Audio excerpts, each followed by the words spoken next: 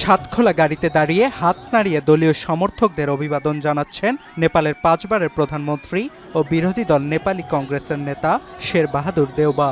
বৃহস্পতিবার প্রায় 6 মাসের বিদেশ যাপন শেষে কাঠমান্ডু ত্রিভুবন বিমানবন্দরে পা রাখতেই রাস্তায় তাকে স্বাগত জানাতে ভিড় জমান নেপালি কংগ্রেসের নেতাকর্মীরা।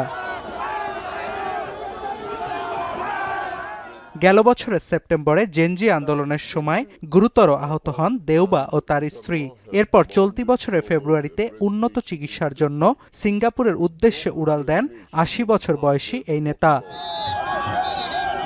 তবে দেওবা এমন এক সময়ে দেশে ফিরলেন যখন অর্থ পাচার মামলায় তার বিরুদ্ধে গ্রেপ্তারি পরোয়ানা জারি করেছে দেশটির আদালত। দেশ ছাড়ার আগেই গেল বছরের নভেম্বরে দেওবা ও তার স্ত্রীর বিরুদ্ধে অর্থ পাচারের অভিযোগ তুলে তদন্ত শুরু করে নেপালের সাবেক অন্তর্বর্তী সরকার। তবে অর্থ পাচারের অভিযোগ অস্বীকার করেছেন দেওবা। এছাড়াও নিজ দল নেপালি কংগ্রেসেও সুবিধাজনক অবস্থানে নেই দেওবা।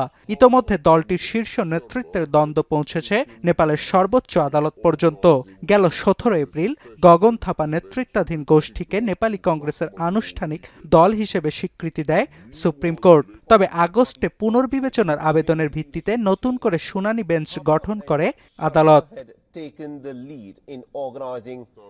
রাজনৈতিক বিশ্লেষকরা বলছেন, দীর্ঘদিনের রাজনৈতিক অভিজ্ঞতাকে কাজে লাগিয়ে দলের নেতৃত্ব নিয়ে চলমান দ্বন্দ্বের সমাধান করতে পারবেন দেওবা। শুক্রবার থেকে 3 দিনব্যাপী শুরু হওয়া নেপালি কংগ্রেসের একটি জাতীয় সম্মেলনে যোগ দেবেন তিনি। শুক্রবার এতে ভাষণ দেওয়ার কথাও রয়েছে দেওবার। এছাড়াও ক্ষমতাসীন সরকার বিরোধী দলগুলোকে একত্রিত করতে দেওবা সমর্থ হবেন বলেও মনে করছেন বিশ্লেষকরা। অর্ণব প্রসাদ, এখন বিশ্ব।